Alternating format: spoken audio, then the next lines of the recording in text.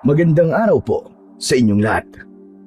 Nandito na naman po tayo sa paglalahad ng natatanging kwento ng maglolong sinubok ng katatagan at hamon sa buhay.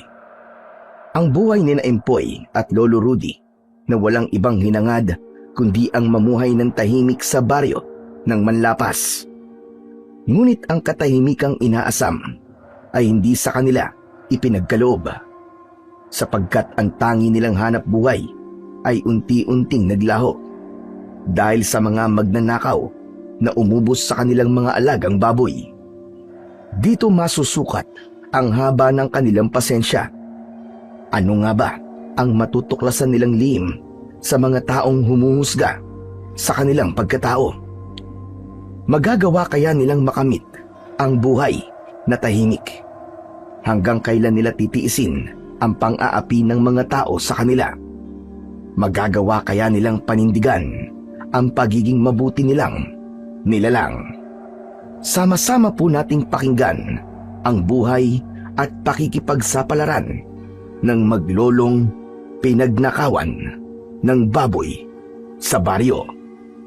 Ngunit bago po ang lahat, mga idol, huwag po nating kalimutan mag-subscribe at i-hit ang notification bell sa aking YouTube channel na The Voice Addict at Apong Isaak, para sa mas marami pang makapigil hiningang kwentong aswang at katatakutan mula sa mundo ng kababalaghan. Umpisahan na po natin ang kwento. Hoy, tanda! Ano na naman ba yan dala mo? Teka, patingin nga ako. Oh, para sa mga alagaan yung baboy ito ah. Akin na nga yan. Kunwari pa kayo mag-aatid ng pagkain sa mga baboy nyo. Pero ang totoo, balak lang naman ninyong kumain ng karne ng tao. Di ba mga tol? Nigil ka, Mario. Wala kami ginagawang masama sa inyo. Kaya kung pwede, umalis ka sa daraanan namin. Iba na lamang ang guluhin ninyo. Huwag kami. Sus! Di mo ako masisindak sa mga paganyan-ganyan mo, tanda. Hindi ako natatakot sa'yo, no? Wala ka namang kakayang lumaban sa amin eh. Dahil matanda ka na. Huwag naman po kayong ganyan sa lolo ko. Hindi naman po kami nakikialam sa inyo eh. Kaya tama na po. Paraanin nyo na po kami. Hindi naman po kami lalaban sa inyo, Kuya Mario eh. Kuya Mario ka dyan. Tumigil ka. Hindi kita kapatid, no? Kaya wag mo akong matawag-tawag na kuya. Pinagtataasan ako ng balahibo sa'yo eh. Pasensya na po. Marunong lang naman po ako magbigay ng galang sa mga nakakatanda sa akin, Kuya Mario. Hoy, tumigil ka nga. Wag kang pumapel ha. Sumasagot pa ang putok sa buho na to. Si tandang kinakausap namin, hindi ikaw. At kapag kinakausap ang tao, wag sasabat ang aso. May nakarating na impormasyon sa amin ng tropa ko. Ang balita kasi namin, mga aswang daw kayo eh. Totoo ba yun? Sumasobra ka na, Mario. Walang katotohanan na nasagap mong balita tungkol sa amin. Kaya huwag niyo kaming pinagbibintangan ng kung ano-anong mga panghuhusga sa pagkatao namin. Alam kong gawa-gawa mo lang ang sinasabi mo. Kaya kung pwede lang, huwag niyo na kaming guguluhin. Sandali lang naman, tanda. Huwag mo naman kaming tinatalikuran kapag kinakausap ka pa namin. Baka gusto mong masaktan. Kuya Mario, tama na po.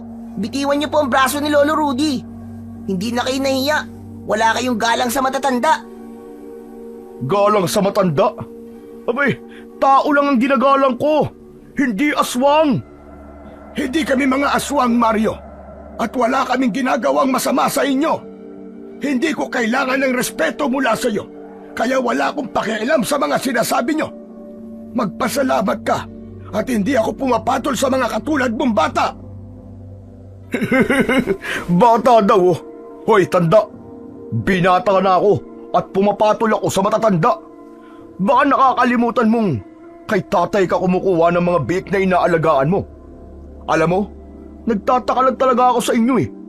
Marami kang inaalagaan baboy pero ni minsan, hindi kita nakita nagbenta ng mga alaga mo. Pero nakikita ko nauubos naman ang laman ng kulungan mo. Bakit kaya? Parang gusto ko na talagang magduda sa inyong dalawa eh.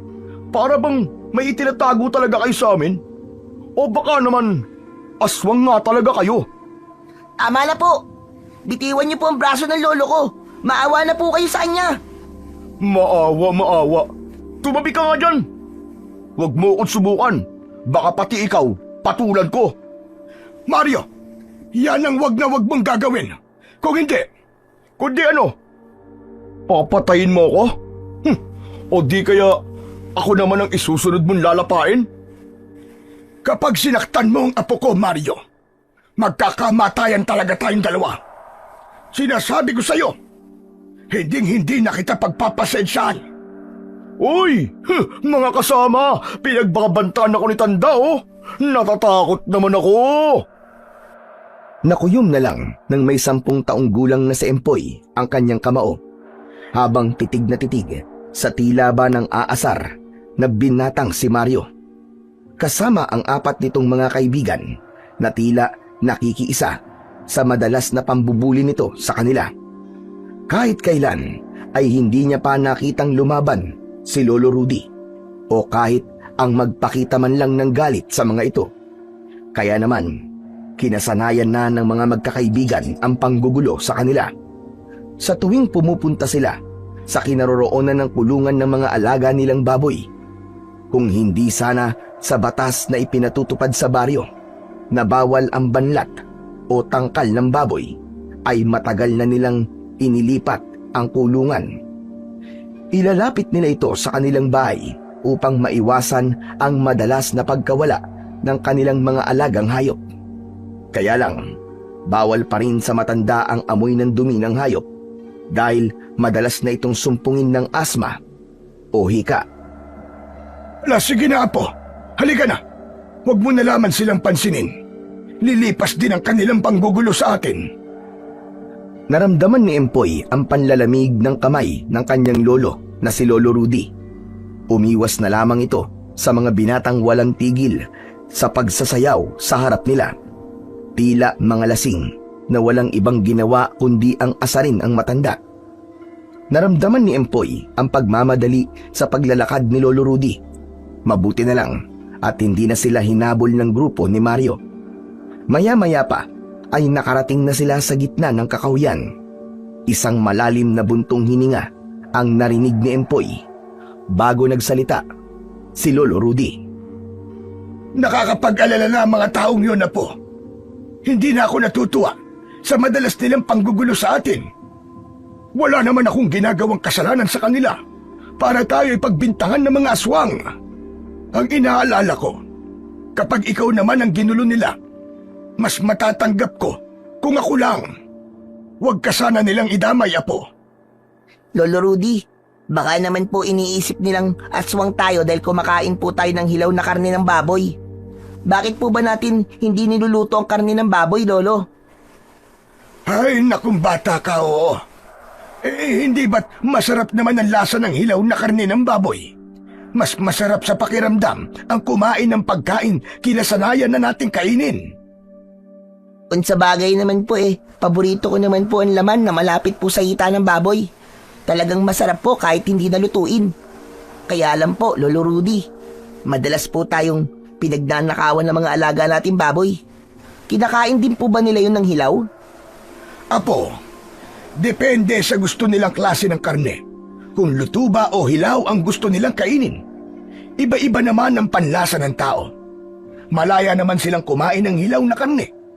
Ang hindi ko lang maintindihan ay kung bakit kailangan pa nilang nakawin ang mga alaga nating baboy. Siya nga po pala, Lolo. Parang tayo lamang po ang ginagawa nila ng masama. Paano na po tayo nito, Lolo Rudy, kapag naubos na po ang mga baboy natin na alaga? Saan na po tayo nito kukuha ng pagkain natin? Isang malalim na buntong hininga ang pinakawalan ni Lolo Rudy. Hindi nito sinagot ang tanong ni Empoy. Sa halip, nagpatuloy sa paglalakad ng matanda.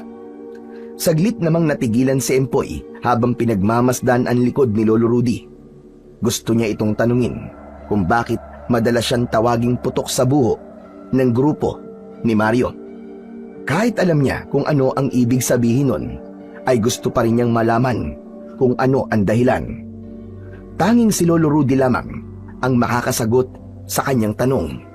Kahit matagal niya nang naririnig ang salitang yun, ay hindi pa rin niya maiwasan ang hindi malungkot at masaktan. Nagulat na lamang siya sa pagtawag ni Lolo Rudy sa pangalan niya. Empoy, bakit nakatayo ka pa riyan? Abay, bilisan mo nang maglakad. Marami pa tayong gagawin. Opo, susunod na po, Lolo. Ang bilis niyo naman po kasing maglakad eh. Umingay ang ilalim ng talampakan ni Empoy nang humabol siya sa matanda. Mabilis siyang tumakbo papunta sa kinaroroonan ni Lolo Rudy. Nang maabutan niya ito, ay siya na ang nagdala ng isang timbang may laman na pagkain ng mga baboy. Mabuti na lang at kahit patpati ng katawan niya, ay kaya niyang magbuhat ng ganong kabigat. Napangiti na lamang si Lolo Rudy nang halos kapusin si Empoy sa paghinga, habang pilit na inaangat ang timba. Ngunit ang ngiting yun sa labi ni Lolo Rudy ay biglang naglaho. Nang tumambad sa kanilang harapan ang nasirang kulungan ng mga baboy, idagdag pa ang isang patay na biik na nakahandusay sa sementadong sahig ng kulungan.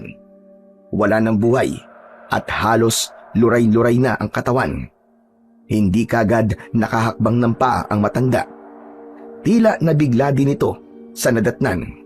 Kulang na lang ay magwala ito sa labis na pagkadismaya sa pagkawala ng mga alaga nilang mga baboy. Tanging ang isang alagang baboy na may sakit ang naiwan sa kulungan. Ang mga hayop na yon! Wala silang awa sa atin, Apo! Ninakaw na naman ang natitirang baboy natin! Diyos ko! Pangatlong beses na itong nangyayari sa atin.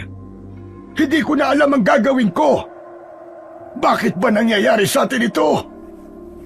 Lolo Rudy, minaon po kayo. Hindi ko rin po alam kung bakit po nila tayo ginaganito. Hindi na sila naawa sa inyo. Mga wala silang puso. Pati ang kaawa-awang big, pinatay po nila. Paano na po tayo ngayon? Saan na po tayo kukuha ng pagkain natin? Kapag nahuli ko sila, pagbabayaran nila ito, sisiguraduhin kong mananagot sila sa akin. Talagang hindi na ako makakapayag na hindi sila mahuli. Kailangan may gawin na ako. Kailangan ko ng kumilos. Lolo, ano pong binabalak niyong gawin? Huwag niyo pong sabihin, gaganti po kayo. Oh, hindi ako gaganti. Kailangan lang na may gawin na tayo. Huhulihin natin kung sino ang namiminsala sa mga baboy ko. Nang sa ganon, mabigyan sila ng nararapat na parusa. Kaya lang, hindi ko may papangakong wala akong gagawing masama sa kanila. Sawang-sawa na ako sa pagtitimpi. Sinasagad talaga nila ang pasensya ko. Lolo, matagal na po nila tong ginagawa sa atin eh. At sobra na po to. Lalo na po, naubos na po ang ipon natin para sa pambili ng panibagong mga biik. Tulad na lang po ng bago niyong biling biik, dun po kay Mang Sendong. Pati po ito, pinatay po nila. Malungkot na nilapitan ni Lolo Rudy ang nakahigang biik sa sahig. Saka hinawakan at pinagmasdang mabuti. Kitang-kita nilang hindi yun sugat na nagmula sa talim o palo ng matigas na bagay. Dahil bakas sa ngipin sa katawan ng biik. Kaya naisip nilang baka marahil ay pinaglaruan na muna ang kaawa-awang baboy bago ito tuluyang pinatay. Napansin niya rin ang panginginig ng kamay ni Lolo Rudy habang inililipat ang baboy sa damuhan. Halata ang galit sa mukha ng matanda nang wala itong imik na nagdudukal sa lupa. Pagkatapos ay ipinakain nila ang dala nilang sagmaw sa nag-iisang baboy na natira sa kulungan. Magmula ng oras na yon ay hindi na narinig pa ni Empoy ang boses ng kanyang lolo hanggang makauwi sila sa kanilang bahay sa paanan ng bundok na malapit naman sa mga taong nakatira sa baryo ng Manlapas. Bawat lipasan nilang mga bahay ay nagsasara ng mga bintana at pintuan na parabang meron silang nakakahawang sakit. Sanay na si Empoy sa ganung pakikitungo sa mga tao sa kanila. Kaya hindi na rin siya nagulat kung walang gustong makipag-usap sa kanila at patuloy silang nilalayuan ng mga tao. Maya-maya pa ay napansin ni Empoy na lumampas na sila sa bahay nila. Diretsyong tinatahak ni Lolo Rudy ang daan patungo sa bahay ni Mang Sendong. Lolo Rudy, sandali lang po. Saan po ba tayo pupunta? Bakit po nilampasan lang po niyo ang bahay natin? Ngunit walang tugon na narinig si Empoy mula kay Lolo Rudy. Bagsak ang balikat ng matanda na patuloy lamang ito sa paglalakad na tila ba wala sa kanyang sarili. Parang pinipiga ang puso niya habang nakatingin siya sa matanda. Masyado nitong dinamdam ang pagkawala ng mga alaga nitong baboy. Kung bibilangin ang mga nanakaw sa kanilang mga baboy, ay aabot na yon sa 8. Yun pa naman ang kanilang pangunahing pinagkukunan ng pagkain. Kaya nababasa niya ang iniisip ni Lolo Rudy, pati na ang kung bakit ito papunta sa bahay ni Mang Sendong. Si Mang Sendong ang ama ni Mario, kaya natitiyak niyang madadatnan din nila sa bahay nito ang grupo ng binata. Hindi malabong mangyari, naguguluhin na naman ng mga ito si Lolo Rudy at hindi nga siya nagkamali. Dumating sila sa bahay ni Mang Sendong. Nandoon nga ang mga kaibigan ni Mario. Napaunat ang mga ito sa pagkakaupo at malaki ang ngiting gumuhit sa labi. Ipinagdasal na lamang niya na sana ay wag nang dagdagan pa ni Mario ang hirap na pinagdadaanan ng matanda. Kaya't pakiramdam niya ay para na siyang hindi humihinga ng mga oras na yon. Lolo Rudy, umuwi na lamang po kaya tayo. Ano po bang ginagawa natin dito? Tignan niyo po kasi nandyan na naman po ang grupo nila Kuya Mario. Empoy! Empoy! Sandali lang naman. Gusto ko lang naman kumustahin si Tanda eh. Ano bang ginagawa niyo dito ha? Magsusumbong ba kayo kay Airpat? O baka naman uutang na naman kayo ng biik sa ama ko? Hindi po, Kuya Mario. Aalis na rin po kami. Anong hindi? Nandito nga kayo eh. Ang tangkasa ng pag-alis ni na Lolo Rudy at Empoy ay mabilis na pinigilan ni Mario. Hawak sa braso si Empoy nang hablutin siya nito sa kamay ng matanda. Nakataas ang muka ng binata na parabang naghahamon ng away. Naramdaman niya ang mahigpit na palad ni Mario sa kanyang braso. At kahit na anong gawin niyang pagpupumiglas dito, ay hindi siya makawala. Kitang-kita niya ang halos nag-uumapaw na galit sa muka ni Lolo Rudy. Pati na ang pagkuyom nito ng kamao at hindi rin nakaligtas sa kanyang paningin. Isa yung banta na gusto na nitong saktan si Mario. Bumundol ang kaba sa kanyang dibdib. Ayaw niyang gumamit ng dahas ang matanda. Kaya't gumawa siya ng paraan para pigilan ito. Lolo, ayos lang po ako. Hindi naman po ako nasaktan eh. Bakit? Lalaban ka ba ha, Tanda? Bitiwan mo ang apo ko, Mario. Kung ayaw mong matikman mo ang galit ko, si Sendong ang kailangan ko. Siya ang gusto kong makausap. Tila napansin ni Mario na hindi nagbibiro ang matanda. Kaya naman, naramdaman ni Empoy ang unti-unting pagluwag ng kamay nito sa braso niya. Pagkatapos ay maangas naman na nilapitan ni Mario si Lolo Rudy. Bakas sa mukha ng matanda ang tinitimping galit para sa binata. Hindi mapakali si Empoy sa kanyang kinatatayuan, kaya't pumwesto siya sa pagitan ni Lolo Rudy at Mario. Tila siya ang nagsisilbing harang sa dalawang taong nagbabanggaan. May ginagawa pa si tatay eh. Sa akin mo na lang sabihin ang sasabihin mo. O ano sadya mo sa ama ko. Sige na, sabihin mo na, Tanda. Bakit ba kayo na pa rito? Ano kailangan nyo, ha? Si Sendong lang ang gusto kong makausap at wala akong kailangan sa'yo. Kaya umalis ka sa harapan ko. Ninakaw ang mga baboy ko. Kung ayaw mong ibaling ko sa'yo ang galit ko, tumabi ka sa dadaanan ko. Aba!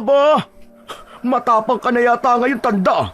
Nagtatanong lang naman ako Sa tono ng pananalita mo, parang may tinutukoy ka sa mga nagnakaw sa baboy mo Mukhang hindi ka na yata marunong matakot sa amin Sino ba pinagmamalaki mo Yang maputi mong buhok Hindi ako nakikipagbiruan sa iyo, Mario. Wala akong kinatatakutan at wala rin akong ipinagmamalaki. Wala rin akong tinutukoy sa mga magnanakaw na lumapastangan sa mga alaga ko. Sinasabi ko lang kung ano ang kaya kong gawin sa oras na mahuli ko ang mga hayop na yon. Hindi niyo pa ako lubusang nakikilala. Kaya pipiliin mong guguluhin mong buwisit ka. Hindi ako nakikipag-usap sa mga aso. Lalo na sa mga isip bata na katulad mo. Bakas sa muka ni Mario ang takot nang marinig nito ang sinabi ni Lolo Rudy. Nagulat ang binata sa pagdilim ng anyo ng matanda. At yun din ang kauna-unahang pagkakataon na narinig ni Empoy na sumagot ang matanda sa mayabang na binata. Sa isip ni Empoy ay naroon ang takot. Tila ba nagbago ang ugali ng kanyang Lolo Rudy? Dahilan para makaramdam siya ng labis na pag-aalala para sa kanyang lolo. Anong sabi mo, tanda? Ako? Ako, isip bata? Saka tinawag mo akong aso, ha? Hindi ka naman siguro, Bing, eh. Narinig mo naman ang sinabi ko kanina. Hindi ko alam kung paano kang pinalaki ng mga magulang mo. Sinasabi mo dati na putok sa buo ang apo ko, di ba? Eh ikaw, sino ka bang hayop ka para guluhin mo ang pananahimik namin? Pero batay sa nakikita ko, mas mabuti pa yatang makipag-usap sa tao kaysa sa bastos na kagaya mo na ang asal ay aso. Ako, aso? Kapag talaga gusto mong tamaan, ha? Baka gusto mong dito pa lang itumba na kita. Gawin mo! Hindi ako natatakot sa'yo. Huwag kang puro satsat! Mario! Ano ba yan? Umalis ka na nga rito. At gawin mo na lang ang ipinag-uutos ko sa'yo. Isama mo mga kaibigan mo. Ang iingay ninyo. Pati matanda pinapatulan mo lintik kang bata ka. Sabi nang hindi ako bata eh. Kasi po ito matanda na to, tay eh. Oh, anong meron kay Tatay Rudy? Ha? Sabi ng tama na yan eh. Umalis ka na nga. Baka ikaw pa tamaan sa akin eh. Kaya aga-aga eh. Pinapainit niyo ang ulo ko. Magsilayas kayo rito. Baka malasin lang ang negosyo ko sa inyo. Tila napahiya si Mario sa malakas na boses ni Mang Sendong. Kaya naman, kasama ang mga kaibigan nito, ay mabilis itong tumalikod sa ama. Binangga ni Mario si Lolo Rudy habang nag-iwan pa ito sa kanila ng masamang tingin. Napansin naman ni Mang Sendong ang ginawang yun ng anak, kaya iiling-iling itong humingi ng pasensya kay Lolo Rudy. Ito lamang ang mabuti ang pakikitungo sa kanila. Kaya lang, katulad ng ibang tao, maigpit din ito pagdating sa pera. Kilala si Mang Sendong na nagbebenta ng mga baboy sa baryo ng Manlapas, kaya medyo nakakaangat na ang mga ito sa buhay. Tumaas ang tingin sa sarili at naging mayabang ang anak nitong si Mario. Si Mario ang kilalang basagolero sa kanilang lugar, kaya ganun na lamang ang takot ng mga tao sa binata at sa mga kaibigan nito.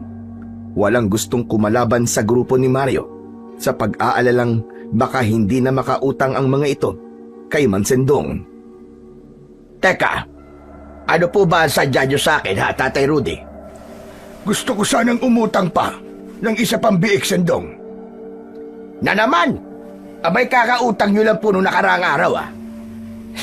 Saan nyo po ba dinadala mga baboy nyo, Tatay Rudy? Palagay nyo po ba sa akin, bangko na mga baboy? Hindi naman sa ganun, Sendong. Kaya lamang pinagnakawan na naman kami ng baboy kagabi. At nadisgrasya pati ang biik na inutang ko sa'yo noong nakaraang araw. Ay, nako. Abay, problema nyo na ho yun, Tatay Rudy. Abay, wala na ako may papautang pa sa inyo. Paano naman po ang puhunan ko? Abay, pasensya na po. Pero gasgas na ang dahilan nyo eh. Nakakasawa na rin kung pakinggan. Sa tono ng pananalita ni Mang Sendong ay para nang sinabi nito na gawa-gawa na lamang ni Lolo Rudy ang dahilan ng pagkawala ng mga baboy nito. Kaya naman, hindi na nakatiis pa si Empoy at siya na ang nagsalita. Ipinaliwanag niya kay Mang Sendong ang nangyari sa kanilang mga alagang baboy. Imbis na makisimpat siya, ay tinawanan lamang sila nito. Malakas itong nagsalita habang nandidilat pa ang mga mata sa kanila. Abay, wala talaga ako may papautang sa inyo. Kailangan ko namang pagbigyan ng ibang nangungutang. Hindi puro sa inyo na lang. Kaya mabuti pa, umalis na lang kayo at baka malasin pa ang negosyo ko eh. Pero, Sendong, wala na talaga kaming ibang malalapitan. Baka naman kahit ngayon na lang, pagbigyan mo na ako ng isa pang biik. Sige na, babayaran din naman kita kapag nakaluwag-luwag na ako. Tatay Rudy, maraming beses ko na kayong pinagbigyan. Hindi ko alam kung paanong nawawala mga baboy nyo. Ganito, bayaran niyo po muna mga kinuha nyo sa akin at saka ko kayo pauutangin. Kung hindi lang naman tungkol sa pera, abay wala nang dahilan pa para mag-usap pa tayo. Malinaw naman po sa inyo ang patakaran ko sa negosyo ko. Kaya sige na, wala akong maibibigay sa inyo. Napayuko na lamang si Lolo Rudy nang talikuran sila ni Mang Sendong at pumasok sa loob ng bahay nito. Naiwan silang nakatayo sa harap ng bakuran. Pakiramdam ni Empoy ay parang pinipiga ang puso niya sa awa niya sa kanyang lolo. Kaya lang, wala siyang magawa para mabawasan ang lungkot na nararamdaman ni Lolo Rudy. Hindi niya maintindihan kung bakit apektado ang matanda sa pagkawala ng mga baboy. Para bang nawalan ito ng isang pamilya. Saka lamang napansin ni Empoy na pinagtitinginan na sila ng mga tao at panay ang bulungan habang nakatingin sa kaawa-awa niyang lolo. Minsan ay hiniling niya sa Panginoon na sana ay mayaman sila at mabilis ang kanyang paglaki. Nang sa ganon ay makahanap na siya ng trabaho at hindi na nila danasin ang ganong hirap ng buhay. Lolo Rudy, tara na po. Wala na po tayong magagawa. Ayaw po talaga ni Mang Sendong na pautangin tayo eh. Umuwi na lamang po tayo sa bahay at nang makapagpahinga na po muna kayo. Baka po atakihin na naman po kayo kasi ng asma nyo eh. Pasensya ka na talaga, Apo. Sinikap ko naman maging mabuting tao sa kanila. Nasasaktan lang talaga ako. Ano na lang ang ipapakain ko sa'yo? Para bang may ayaw na maging mabuting tao tayo? Diyos ko, tulungan niyo po kung huwag makagawa ng masama. Lolo, huwag niyo po sabihin yan. Huwag po kayo mawalan ng pag-asa. Pagsubok lang po ito ng Diyos sa atin. Saka, hindi po ito magiging dahilan para maging masamang tao tayo. Basta't wala po tayong inaargabyadong tao, sapat na po yun sa akin. Kaya Lolo, tara na po. Wala nang nagawa si Lolo Rudy kundi ang sumunod sa apo. Habang si Empoy naman ay panayan linga sa paligid na para bang sinusuri ang mga tumatakbo sa isip ng mga taong walang tigil sa pagbubulungan. Habang tinatahak nila ang daan pauwi sa kanilang bahay, ay nahulog sa malalim na pag-iisip si Empoy. Malaking palaisipan sa kanya kung sino nga ba ang nagnakaw ng kanilang mga alagang baboy. Pagkatapos ng ilang minutong paglalakad, ay narating nila ang bahay na gawa sa kawayan at anahaw. Pumasok sila sa loob ng kubo at pasalampak na naupo sa upuang gawa sa kawayan. Malungkot na nagsalita si Lolo Rudy. Mamayang gabi, malalaman na natin kung sino ang gumagambala sa mga alaga natin baboy, Apo. Patawarin ako ng Panginoon. Baka kung ano magawa ko sa kanila. Ang problema ko pa ay kung saan tayo kukuha ng perang ibabayad ko kay Sendong. Huwag niyo na po munang alalahanin yun, Lolo Rudy. Kapag nahuli po natin ang mga magnanakaw, sila na po ang bahalang magbayad ng danyos sa ginawa po nilang kasalanan. Mabuti nga sana kung babayaran nila tayo, Apo. Paano kung tayo pa ang baliktarin at palabasing gumagawa tayo ng kwento? Sino ba naman ang maniniwala sa atin? Ang tingin nila sa atin mga aswang. Malalaman po natin kapag nahuli natin sila, Lolo.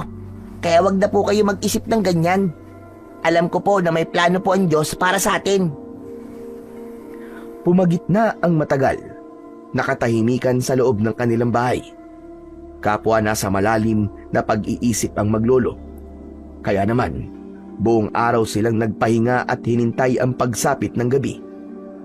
Mabilis silang naghanda ng kanilang mga kakailanganin sa paghihintay sa bundok Kinuha at binuksan ni Lolo Rudy ang luma nitong baul.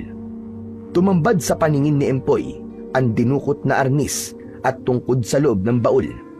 Itinaas yun ng matanda sa ere at sinipat sa malamlam na liwanag ng ilaw ng gasera. Ibinigay ng matanda sa kanya ang 2 arnis, habang ang dala naman ito ay tungkod. Matagal nang nakatago ang mga sandatang yon ng matanda sa luma nitong baul. Kaya naman, bumundol ng kaba sa kanyang dibdib dahil palatandaan niya yon ng pakikipaglaban ni Lolo Rudy sa mga taong nanggugulo sa kanila. Matagal na panahon na magmula nang turuan siya ng matanda na humawak ng sandatang yon. Nagulat na lamang si Empoy nang basagin ng matanda ang saglit na katahimikan sa pagitan nila. Sige na, Apo. Ihanda mo na ang kakailanganin natin dalhin sa bundok. Mas magandang mauuna tayo sa lugar na pagtataguan natin. Natitiyak kong babalikan nila ang natirang baboy sa kulungan at yun ang gagamitin natin pain para mahuli na ang mga hayop na magnanakaw yun. Kaya humanda sila. Tayo naman ang manghuhuli ng mga hayop na papasok sa kulungan ng mga baboy natin. Kayo po ang bahala, Lolo. Pero sigurado na po ba kayong kaya niyo pong ipagtanggol ang sarili niyo? Hindi po ba kayo mapapahamak sa gagawin natin? Bakit naman hindi, Apo? Kaya ko pang lumaban para ipagtanggol ang sarili ko. Hindi ko kailangan matakot sa kanila. Sila ang dapat na matakot sa akin dahil sila ang may ginawang kasalanan sa atin. Saka, pagagalawin ko lang naman ay itong tungkod ko. Makikita mo, Apo, ang bagsik ng lolo mo pagdating sa pakikipaglaban. Basta't hindi ka lalapit sa amin kapag nakikipaglaban na ako sa mga magnanakaw na yon. Alam mo naman na ikaw lang ang kahinaan ko, Apo. Ayokong mapahamak ka. Pero paano po kung matalo ka po nila, Lolo? Siyempre po, lalaban na po ako para iligtas ka. Wala pa nga eh. Nag-aalinlangan ka na kagad. O ano? Handa ka na ba? Handang-handa na po ako, Lolo. Habang palabas ng kubo ang maglolo, dala ni Empoy ang kanyang arnis at bitbit naman ni Lolo Rudy ang tungkod. Sa kaliwang kamay ng matanda ay hawak nito ang nakataas na lumang gasera. Mabuti na lang at maliwanag ang sikat ng buwan. Kaya naman, malinaw nilang nakikita ang kanilang dinadaanan. Tahimik silang naglakad sa madamong daan kung saan ang hamog ay tila yumayakap sa kanilang mga binti. Bawat yapak ay nag-iiwan ng bakas sa malambot na lupa. Habang papasok sila sa masukal na kagubatan, ay unti-unting napapalitan ang liwanag ng buwan ng anino ng mga punong kahoy. Makakapal ang dahon at tila may nilalang na nakamasid.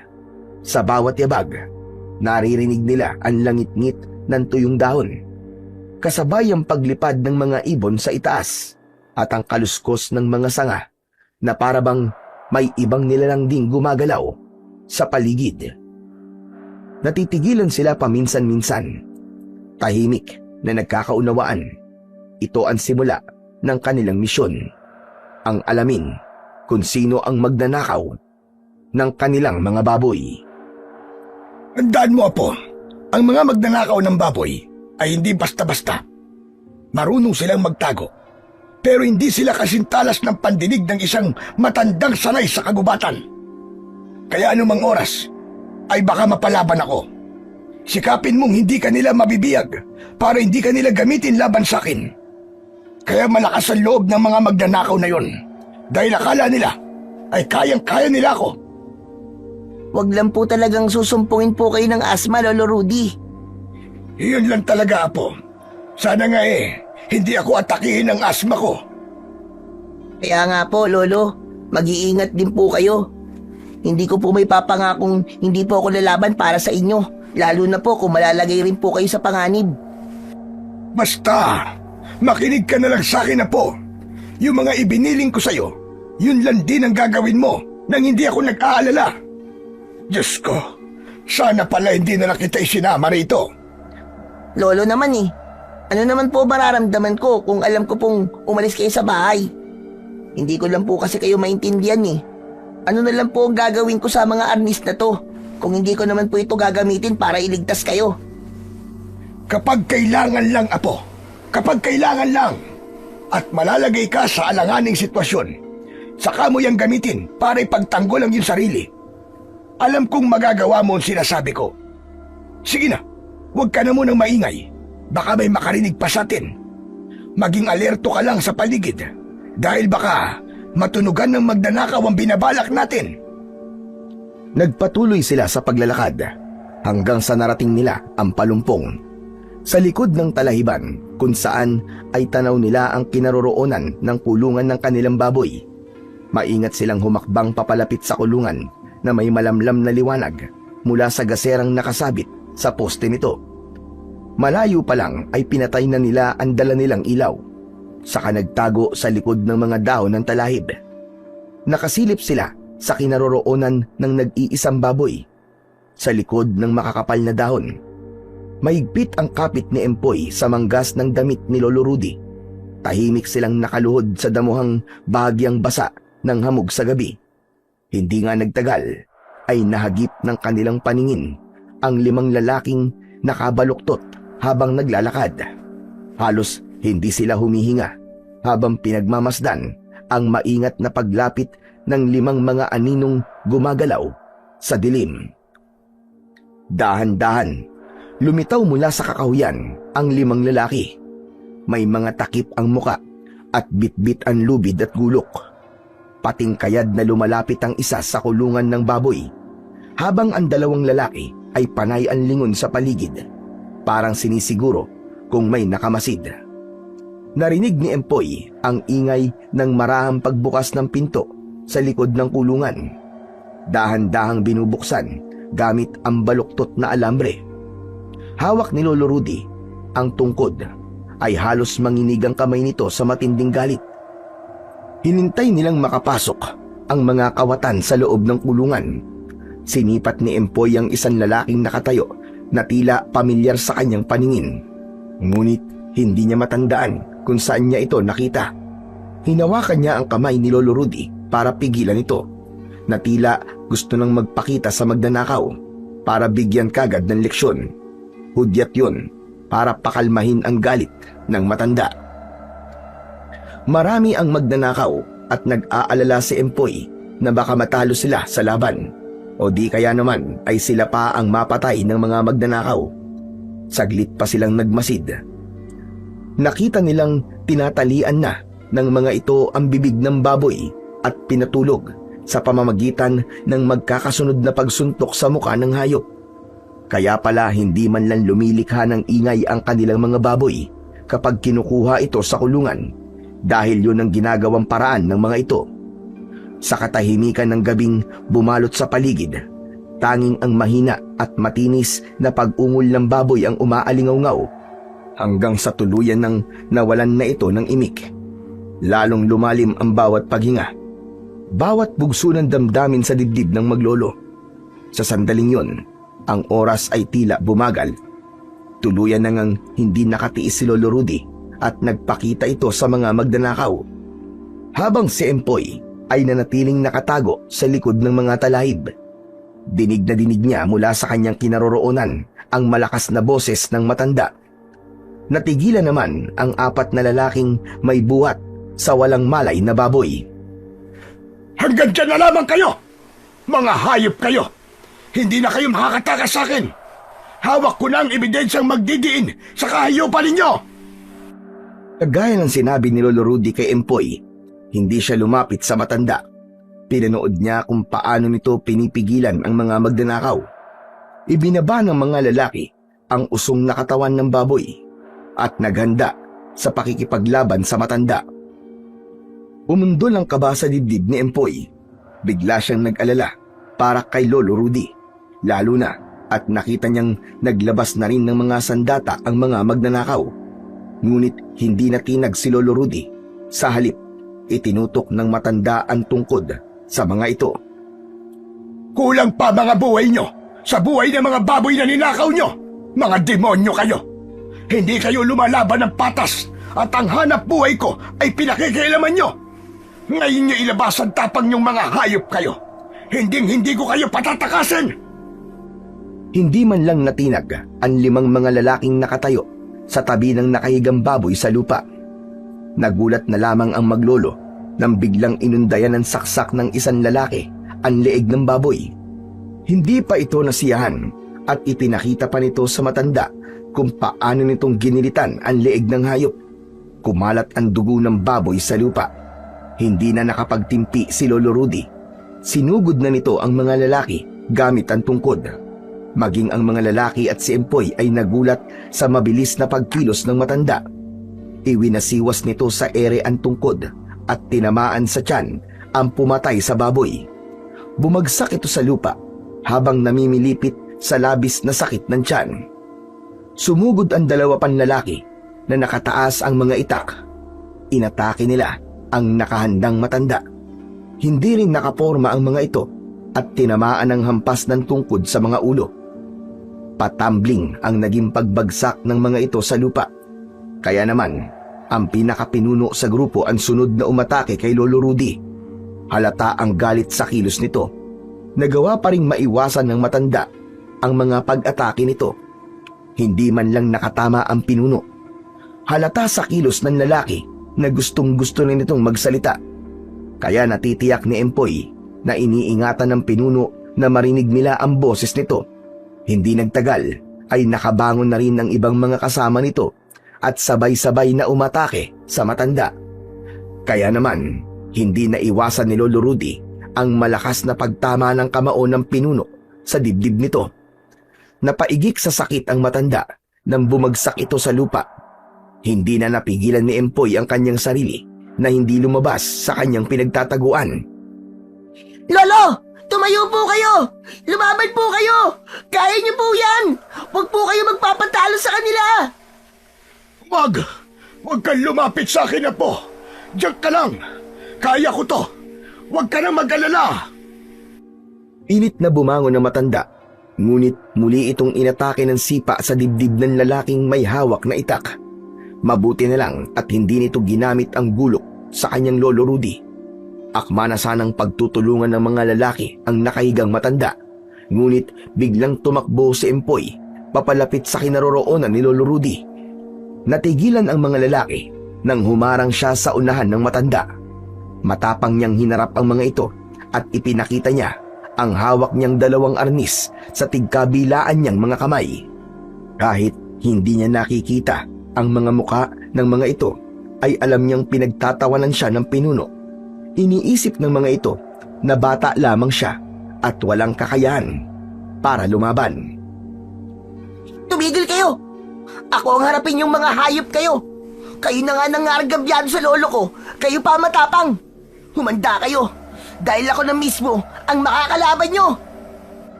Natawa na lamang ang mga lalaki ta sinabi ni Empoy. Tila baliwala sa mga ito ang hawak niyang arnis. Kaya naman, ipinakita niya sa mga ito kung ano ang makakaya niyang gawin sa oras na masaktan si Lolo Rudy. Bigla niyang sinugod ang lalaking nakatayo malapit sa kanyang harapan at sunod-sunod niya itong pinalo ng arnis sa tiyan. Bumagsak ang lalaki sa lupa at agad na nawalan ng malay. Nagulat ang mga magnanakaw nang makita ang husay ni Empoy sa paggamit ng arnis. Napaatras sa mga ito at nag-aalalang sinulyapan ang nakahigang kasama sa damuhan. Inayos ng mga ito ang suot na maskarang gawa sa kahoy habang hindi makagalaw sa kinatatayuan. Ramdam kagad ni Empoy ang tensyon sa pagitan nila ng kanyang mga kalaban. Nagkakatinginan ang mga ito at napapaatras papalayo sa kanya, lalo na nang bumangon na si Lolo Rudy. Tila nagdadalawang isip ng mga ito na lumapit kay Empoy. Kaya naman, sinugod niya ulit ang mga lalaki. Umikot siya sa ere at mataas na tumalon. Bumagsak siya sa harap ng lalaking una nang tumawa sa kanya. 5 palo kagad ang ginawa niya sa ulo nito. Tumirik ang mga mata nitong bumagsak sa lupa ng paluhod. Kasunod ng pagkaripas ng takbo ng natitirang mga magnanakaw papunta sa kagubatan. Hanggang sa tuluyang naglaho ang mga ito sa madilim na bahagi ng kakahuyan. Tinanggal niya ang maskarang tumataklob sa muka ng naiwan na lalaki. Tumambad sa kanilang paningin ang muka ng magnanakaw. Kilala nila ito dahil ito ang kaibigan ni Mario. Gulat na gulat sina Lolo Rudy at Empoy sa kanilang mga natuklasan. Lolo, hindi po ba't kasamaan po to ni Kuya Mario? Bakit nandito po ang kaibigan niya? Nako Lolo, hindi po kaya si Kuya Mario ang nagnakaw sa mga baboy natin? Ang hayop na yun. Mapapatay ko siya. Walang hiyang yun. Sa kanila tayo kumukuha ng biik. Nababaon pa tayo sa utang ng dahil sa kanila. Yun pala, ginagawa nila tayong parang negosyo. Hindi pa man tayo nakasigurong kasabwat nila si Mario pero humanda talaga siya sa akin. Hindi ko ito mapapalampas. Habulin po natin sila, Lolo. Gusto ko po makatiyak kung kasama nga po nila si Kuya Mario. Ayaw ko po magkamali sa pangungusga. Kaya tara na po. Maaabutan pa po natin sila. Mabilis silang tumayo at iniwan sa damuhan ang lalaking walang malay. Malalaki ang hakbang ng kanilang mga paa nang tumakbo sila papunta sa kagubatan. Pabilis ng pabilis ang tibok ng dibdib ni Empoy dahil sa labis na galit. Hindi niya akalain na pagkatapos ng panggugulo sa kanila ni Mario ay yun pa ang igaganti sa kanila. Pati ang nag-iisa nilang hanap buhay ay penerwisyo ng mga ito. Bukod pa roon, para silang ginigisa sa sarili nilang mantika dahil sila ang nag-aalaga sa mga baboy sa loob ng mahabang panahon. Tapos iba pala ang makikinabang. Walang imikan ang maglolo habang sumisirit sa dilim ang mga yabag ng kanilang mga paa. Lolo, dito po sila dumaan. Heto po ang bakas ng kanilang mga paa sa lupa. Wala na silang kawala ngayon, Apo. Dahil kabisado ko ang kagubatang ito. Mag-iingat ka, Apo. Maraming mababangis na hayop sa lugar na ito. Mag-iingat rin po kayo, Lo. At hahabulin po natin sila kahit saan sila magpunta. Pagbabayaran po nila ang ginawa nila sa atin. Hindi na sila nag-aksaya pa ng panahon. Agad nilang sinundan ang mga bakas ng mga paa ng magnanakaw sa lupa. Mabuti na lang at maliwanag ang sikat ng buwan, kaya hindi sila nahirapang baybayin ang gitna ng kagubatan. Si Lolo Rudy, bagamat matanda na, ay mabilis pa rin itong tumakbo. Bakas sa mukha nito ang determinasyong mahuli ang mga magnanakaw, habang si Empoy naman ay mahigpit na hawak ang arnis. Kaluskos ng mga paa, hampas ng sanga, at ang halos hindi mapigilang hingal ng pagod ang nararamdaman nila sa paghabol nila sa mga kawatan. Hindi sila tumigil sa pagtakbo para magpahinga. Sa halip, mas nilakihan pa nila ang hakbang ng kanilang mga paa. Lolo, wala na po sila. Natakasan po nila tayo. Hindi maaari. Hindi sila pwedeng makatakas, Apo. Balikan natin ang mga kasama nila. Magagamit natin sila para malaman natin kung sino talaga ang may pakana nito. Sa palagay ko po, nagtatago lamang po sila sa makakapal na halaman dito. Hanapin po muna natin sila. Sige, baka tama ka, Apo. Dito ako sa kabilang gilid. Ikaw, dyan sa malagong halaman na yan. Habang abala si Lolo Rudy sa pagsilip sa makakapal na halaman na pwedeng pagtaguan ng mga magnanakaw, natigilan naman si Empoy nang akma siyang hahakbang paharap sa kanilang likuran. Tahimik na nakatayo ang isang nilalang sa kanyang harapan. Tumutulo ang malapot nitong laway habang nakangisi. Tila hindi rin napapansin ni Lolo Rudy ang presensya ng nilalang sa paligid. Alam ni Empoy na aswang ang nasa kanyang harapan dahil dati na silang nakakita ng mga ganong uri ng nilalang. Natutuyo na ang kulay lupa nitong balat at ang mga mata ay pulang-pula na parabang nagbabagang apoy. Habol ang hininga nitong umaangil na tila pinag-aaralan kung paano sila nitong aatakihin. Ang malalagari nitong mga ngipin ay tila nabubulok na sa sobrang itim. Mahaba ang payat nitong mga braso, kagaya ng braso ng bagong dating nitong mga kasama.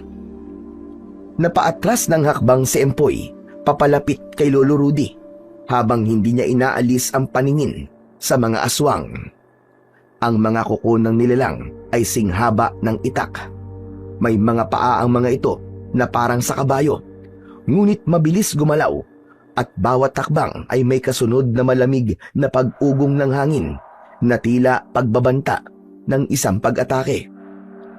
Ang isa sa kanila ay may bibig na kalahati sa muka, nakanganga, tila laging gutom.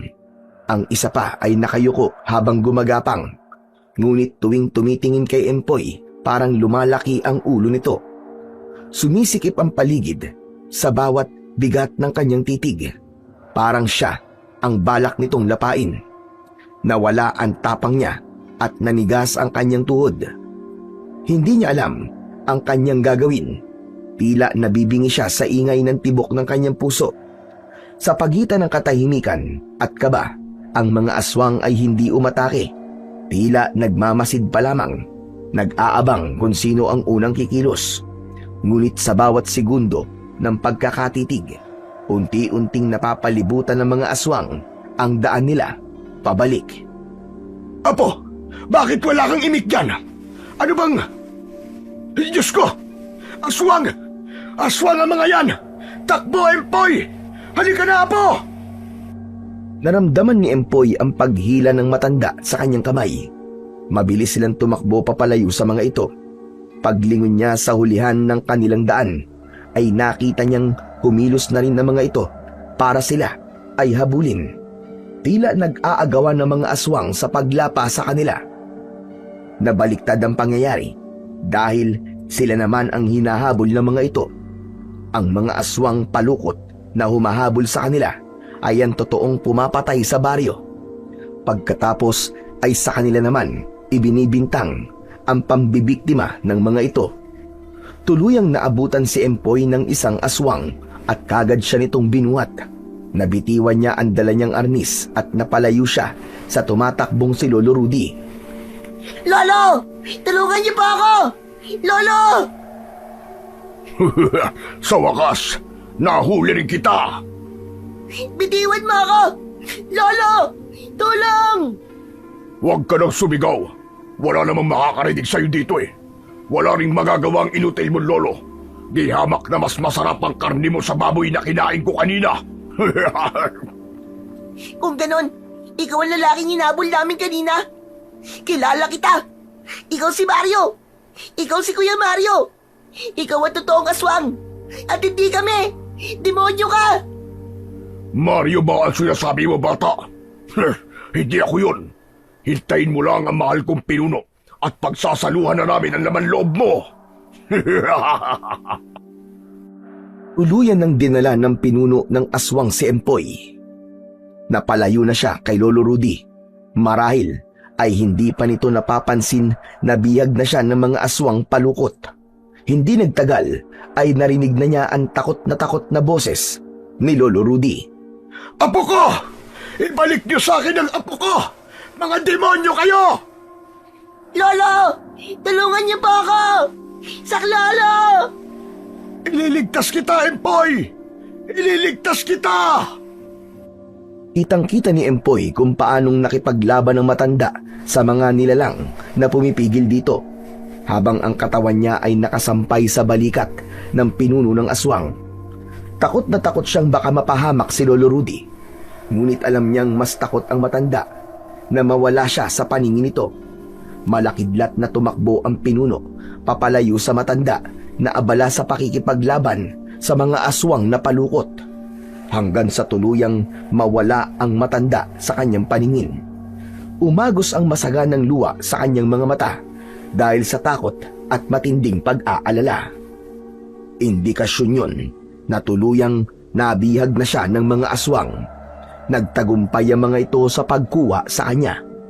Hindi niya alam kung saan siya nito dadalhin, basta't ang nararamdaman niya ng mga sandaling yun ay ang pagtulo ng malapot niyang laway sa bibig, pati na ang hindi maipaliwanag na sakit ng kanyang tiyan. Nagugutom na siya. Yun ang alam niyang tawag sa pananakit ng kanyang sikmura. Patuloy sa pagtakbo ang nilalang na may dala sa kanya. Nararamdaman pa rin niya ang sakit habang nakasampay ang kanyang katawan sa balikat nito. Kumakalog din ng kanyang ulo na nagdulot sa kanya ng panghihina at pagkahilo. Ilang sandali pa ay naramdaman niyang tumigil ito sa pagtakbo at ibinaba siya sa damuhan. Napansin niya ang nakasinding apoy sa gitna ng kakawyan. Mabilis na kumilos ang mga aswang at itinali siya sa katawan ng isang matabang puno. Kahit na anong pagpupumiglas ang gawin niya, ay hindi siya makawala sa mahigpit na pagkakagapos. Gusto man niyang umiyak, ngunit hindi niya magawa. Kailangan niyang maging matatag para sa kanyang lolo Rudy. Ilang minuto ang lumipas ay meron pang isang nilalang na biglang dumating. Higit na mas malaki ang katawan nito kesa sa mga aswang na dumukot sa kanya. Mukhang nakajakpat tayo sa isang yan. Hindi na baboy ang kakainin natin, kundi isang espesyal na putahe ng karne ng tao. Magaling ang ginawa ninyo. Tiyak na mabubusog na naman tayo. Hindi na ako makapaghintay na matikman ang masarap na karne ng batang yan. Isa itong masayang gabi para sa akin. Pakawalan niyo ako, mga alimaw kayo! Hindi niyo ako mapapatay! Humanda kayo sa lolo ko! Ililigtas niya ako! At kayo ang papatayin niya! Mga demonyo kayo! Wala ka nang magagawa, bata. Walang magliligtas sa'yo rito. Hindi mo ba naisip na ito ang huling gabi mo? Mamaya lang, pagsasaluhan na namin ang kaunti mong laman loob. Lumapit ang aswang sa nilalang na nagbuhat kay Empoy. Hindi niya inaalis ang tingin sa mga ito. Kitang-kita niyang sinuntok nito ang muka ng nakatayong aswang. Nabaling sa gawin niya ang muka ng aswang na nagdala sa kanya sa lugar na yon. Pinunasan ng daliri nito ang dumugon labi gamit ang hinlalaki nitong daliri. Hindi kayo nag-iingat sa mga hakbag nyo. Mga inutil kayo. Nasaan ang mga kasama nyo? Mag-iiwan kayo ng mga ebidensya. Ang hihina talaga ng mga isip nyo. Pasensya na po. Hindi ko po akalain na mahusay makipaglaban ng lolo ng batang yan. Sa daan pa lang po, ay nalagasan na ako ng mga tauhan. Kaya kailangan ko na po tumakas. Inutil! Balikan nyo! Linisin nyo mga bakas. Tuluyan nyo ang matanda. Hanggat maaari, wala kayong ititirang buhay. Pati na mga tauhan mong inutil. Baka kumanta sa matanda ang mga yun. Mas lalo tayong mabubulilyaso sa pinagagawa natin. Ano pang tinatayo-tayo mo dyan? Kumilos ka na! Pero, baka po, ubusan niyo ako ng pagkain. Tiran niyo po ako. Tiran niyo po ako ng atay ng batang yan.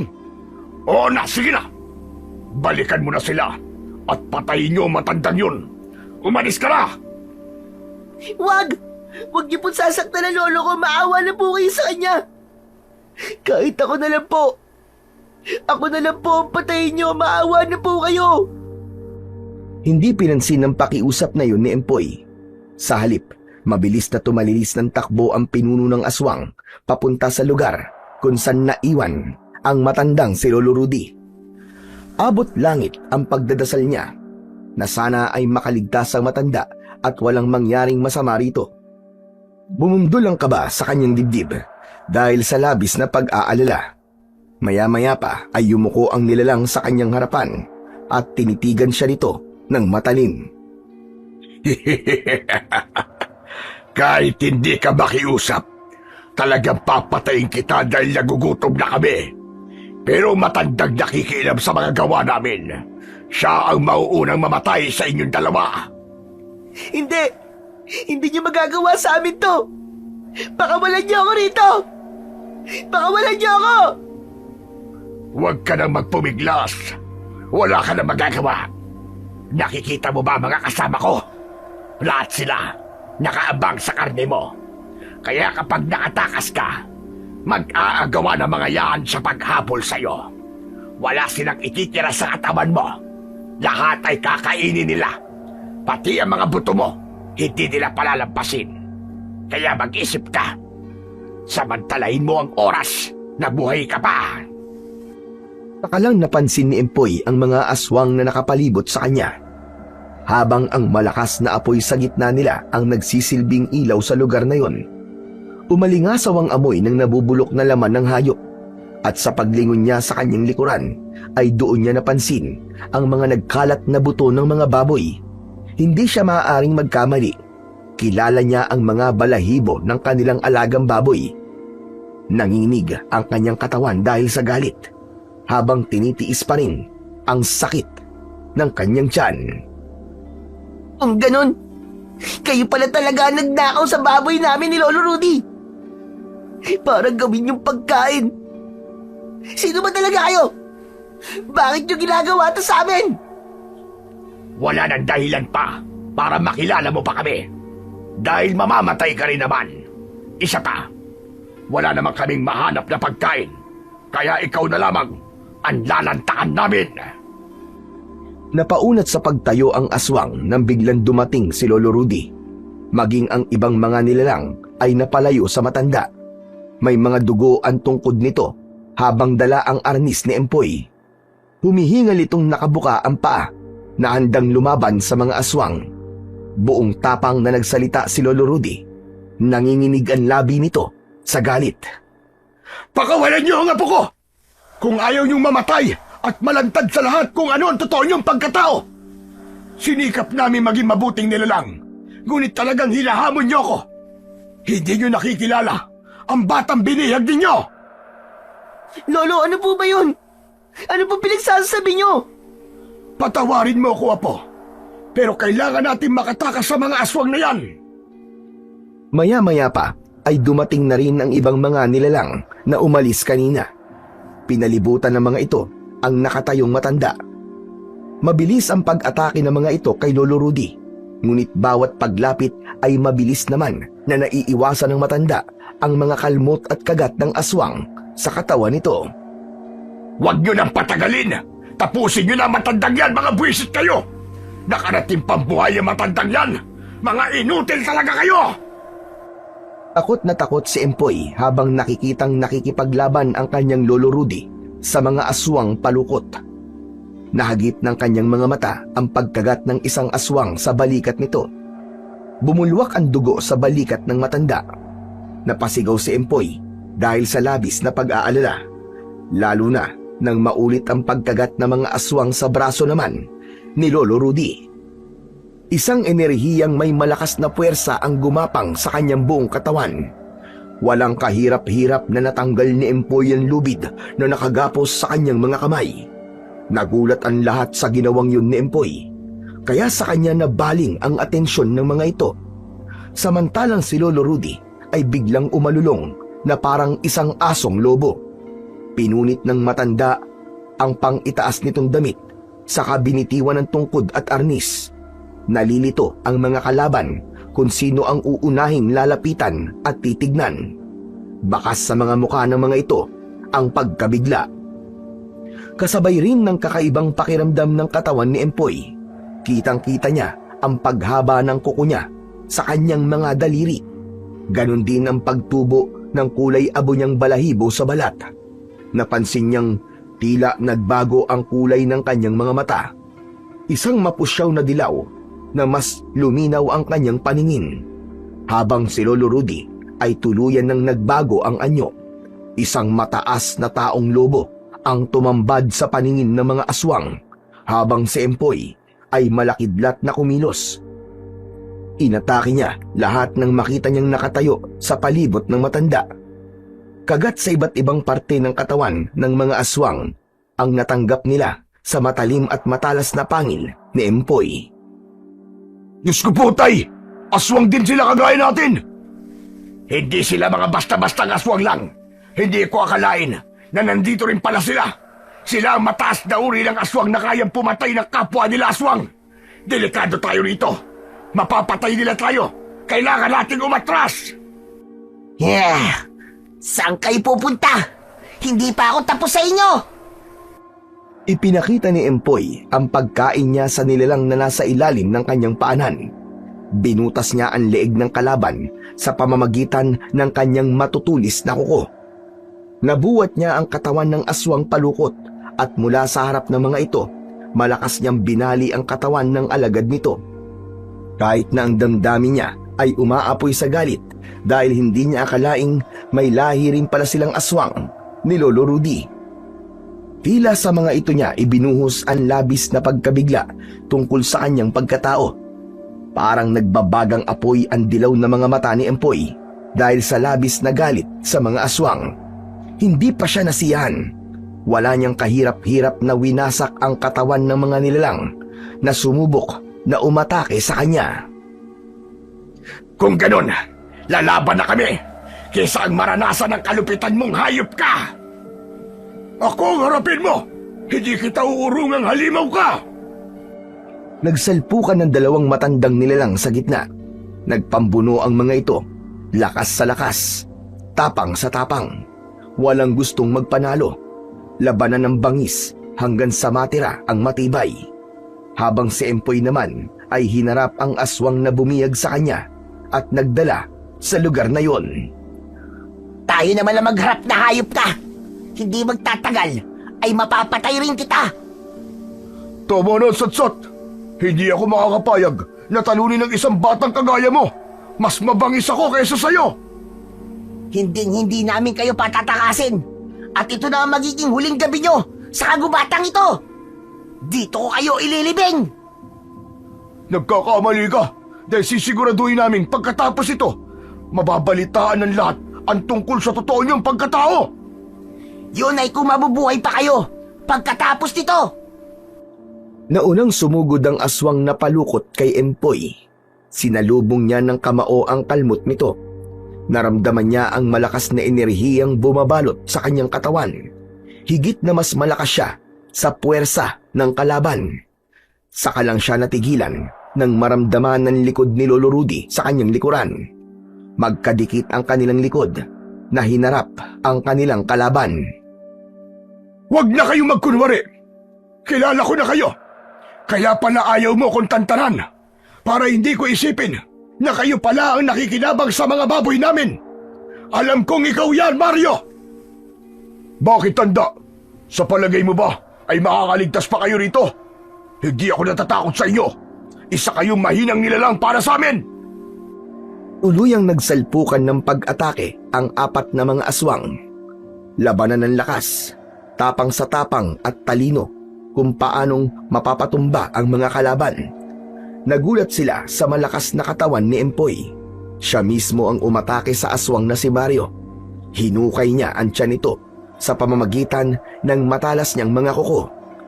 Umalingaw-ngaw ang malakas niyang alulong sa katahimikan ng gabi habang patuloy ang pag-atake sa nakahigang si Mario. Umatras ang pinakapinuno ng mga aswang palukot. Bakas ang takot sa mukha nito. Pagmasdan mo ngayon kung ano ang gagawin ko sa aswang na to. Ganito rin ang gagawin ko sa oras na magkaharap tayong dalawa. Isang malakas na pagtarak ng kanyang kuko ang ginawa niya sa dibdib ng nakahigang aswang na si Mario. Dinukot niya ang puso nito at walang awa niyang nilantakan sa harap ng pinuno ng kanyang mga kalaban. Napaatras ang aswang at hindi makapaniwala sa ginawa ng batang si Empoy. Sinubukan itong umatake sa kanya, subalit tinamaan lang ito ng kanyang mahabang kuko sa dibdib. Kaya naman, bumalik lang ito sa dating kinatatayuan at nanginig ang katawan dahil sa labis na takot. Si Lolo Rudy ay natulala dahil sa ginawa ni Empoy, lalo na nang muli niyang binalingan ng aswang sa kanyang harapan. Tinuluyan niya ng pinatay ang aswang na si Mario. Dahil doon, nagkaroon ng pagkakataon ng pinuno ng aswang para sana ay atakihin si Empoy. Hinampas siya ng malalaking kuko na agad naman niyang sinalubong ng kanyang kamao. Biglang lumabas ang dila ng aswang. Pumulupot yon sa braso ng taong lobo na si Empoy. Ngunit hindi siya nito maiangat. Hindi nito kaya ang kanyang lakas. Tila napaso pa nga ito sa kanyang mga balahibo sa katawan. Sinubukan itong hilahin, ngunit kinagat niya ito ng matalim niyang pangil. Kaya naman bumagsak ito sa lupa at malaki ang hakbang ng paa na lumayo sa kanya. Hindi ako matatakot sa'yo. Kayo ang nagsimula nito. Ngayon, mag-isa ka na lang. Wala ka ng lakas para lumaban sa akin. Pinatay ko na ang kasama mong si Mario. Binuwat niya ang katawan ng aswang na nakahiga sa lupa at nakita niyang unti-unting nagbago ang anyo nito. Hindi nga siya nagkamali. Si Mario ang nilalang na napatay niya. Si Mario rin ang magnanakaw ng kanilang alagang baboy. Humakbang siyang papalapit sa natitigilang pinuno ng mga aswang. Kapag umiyak ang aswang ay iisipin niyang ito ang ama ni Mario. Ngunit hindi niya nakitang nag-alala ang mukha nito. Sa halip, malakidlat pa itong tumakbo at tumakas papalayo sa kanya. Ibinagsak niya sa lupa ang walang buhay na si Mario at matalim ang tingin na napasulyap siya kay Lolo Rudy na hindi na nakagalaw sa kinatatayuan. Tila nabigla ito sa nagawa niya. Bakas sa mga mata nito ang takot, lalo na nang bumalik na siya sa dati niyang anyo. Saka lang din nagbago ang anyo ni Lolo Rudy. Hindi ito makatingin sa kanya. Halata ang pag-iwas nito na pag-usapan nila ang nangyari kay Empoy. Naglakad si Lolo Rudy na walang imik habang nakasunod ang naguguluhang si Empoy. Nilinisan nila ang lugar na yon. Tinahak nila ang daan papunta sa kanilang bahay. Dala ang maraming katanungan sa isip ni Empoy. Nanginginig siya sa galit habang pinagmamasdan ng likod ng matanda. Nanlalabo ang kanyang paningin dahil sa mga luwang pumapatak sa kanyang mga mata. Ngayong natuklasan niya na ang katotohanan sa kanyang pagkatao, hindi niya maiwasang hindi sumama ang loob sa kanyang Lolo Rudy. Pati na ang pagkain ng hilaw na karne ay indikasyong hindi sila mga ordinaryong tao. Ngunit alam niyang hindi sila masasamang nilalang. Gusto lang niya ng kasagutan kung bakit at paano sila naging aswang. Bigla rin niya naisip ang kanyang mga magulang. Idagdag pa ang alalahanin sa isang aswang na nakatakas na maaaring magbigay ng banta sa kanilang mga buhay. Hindi na malaya ni Empoy kung paano silang nakarating sa bahay. Ngunit hindi pa man sila tuluyang nakakapasok ay nagtanong na siya sa matanda. Bakas ang galit sa kanyang boses. Bakit po kayo nagsinungaling sa akin, Lolo Rudy? Bakit hindi niyo po sinabing aswang tayo? Dahil hindi ko akalain na malalagay tayo sa panganib, Apo, at malalantad sa iyo ang totoo nating anyo. Patawarin mo ko, Apo. Hindi ko sinasadyang masaktan ka ng dahil doon. Pero iniligtas lang kita. Ipinagtanggol ko lang ang mga buhay natin. Kung hindi natin yung ginawa, tayo ang papatayin nila. Alam niyo po ba kung ano nararamdaman ko ngayon? Pakiramdam ko po, niloko niyo ako. Hindi kita niloko, Apo. Gusto ko lang naman magkaroon tayo ng katahimikan sa buhay. Hindi tayo masasamang aswang, Apo. Nagawa ko lamang ang bagay na to ay para na rin sa'yo. Dahil ayokong isipin mong masama tayong nilalang. Kahit na po, pinatay ko si Kuya Mario. Pati na ang mga kasama niya. Hindi po ba't kasalanan din yon? Patawarin mo ko, Apo. Kung nagdulot sa iyo ng sakit ang pagsisinungaling ko. Subalit hindi ako nagsisisi sa nagawa kong yon. Dahil alam kong nailigtas kita. Ang mga magulang ko po, nasan sila? Matagal ko na pong gustong malaman kung nasan sila. Hindi lang po ako nagkakaroon ng pagkakataon. Dahil ayokong masaktan ko po kayo. Ayokong mapasakit po ang loob nyo. Pero sa pagkakataon po na to, gusto ko na po malaman ang kasagutan. Huwag na kayo magsinungaling sa akin. Sabihin niyo na po sa akin ang totoo. Namatay sila. Dahil iniligtas ka nila, Apo. Tinugis tayo ng kalahi nating aswang. Dahil hindi nila matanggap na mas pinili ng iyong ama ang buhay na kasama kayo. Anak ka ng supremo ng mga aswang na taong lobo. Kaya naiiba sa lahat ang kapangyarihan mo. Pinili ka ng iyong ama. Itinakas ka niya kasama ng nanay mo. Ipinakiusap nilang palakihin kita sa mabuting paraan. Mahal na mahal ka ng mga magulang mo, Apo. At yun ang dahilan kung bakit inilihim ko sa iyo ang lahat. Ayokong tanggapin mo ang pagiging supremo mo bilang aswang. Kapag nagpatalo ka sa galit, matutulad ka sa mga halimaw na walang ibang nakikilala kundi ang sarili. Wala kang awang papatay ng tao. Ngunit nagtagumpay ako, Apo. Alam ko na nagtagumpay ako sa araw na ito. Napalaki kita ng maayos at mabuting bata. Totoo po palang bintang nila sa atin, Lo. Na tayo po ay mga aswang. Ngunit mabuting aswang. Yun ang mahalaga. Para tilihin mong maging mabuting bata, Empoy. Sa kauna-unang pagkakataon, nakaramdam si Empoy ng halong galit at pagmamahal. Kaya naman, hindi niya na napigilan ng kanyang pag-iyak at napaluwa siya at napayakap sa kanyang lolo. Aminin man niya sa hindi, ay nakakaramdam siya ng takot dahil muntik niya nang makalimutan ang pagiging mabuting bata nang kinalaban niya si Mario. Mahigpit na yakap ang itinugon sa kanya ni Lolo Rudy, kasunod ng paghikbi. Maya-maya pa ay mabilis silang kumilos papasok sa kanilang bahay. Inihanda ni Lolo Rudy at Empoy ang kanilang mga gamit para sa pag-alis nila sa baryo. Magpapakalayo-layo sila para sa kanilang kaligtasan. Ngunit kinabukasan, umalingaw-ngaw ang sigaw ng mga tao sa labas. Galit na galit at puno ng puot na isinisigaw ang kanilang parusang kamatayan sa pangunguna ni Mang Sendong kasama ang taong bayan. Lolo, nagkakagulo na po sa labas. Huwag kang matakot sa kanila, Apo. Haharapin natin sila. Pero, Lolo Rudy, baka po saktan po nila tayo. Magtiwala ka lang sa akin, Apo. Malalampasan natin to. Basta lagi mong tatandaan ang mga sinabi ko. Manatili kang mabuting nilalang. Kahit na anong mangyari, ay iiwas na lang tayo sa kanila. Tutali, paalis na rin naman tayo sa baryong to. Nakahanda na ba ang mga gamit mo? Opo, Lolo, kagabi pa po. Binuksan nila ang pintuan at tumambad sa kanilang paningin ang mga taong sumisigaw habang nakataas ang mga kamay. Nakalatag sa lupa ang mga nag-anyong tao na nakasagupa nila kagabi. Si Mang Sendong ang nangunang sumisigaw. Naikalat na nito sa buong baryo ang tungkol sa lihim nila at ang mga sugat nito sa katawan ang ginamit na patunay na ito ay inatake rin ng aswang.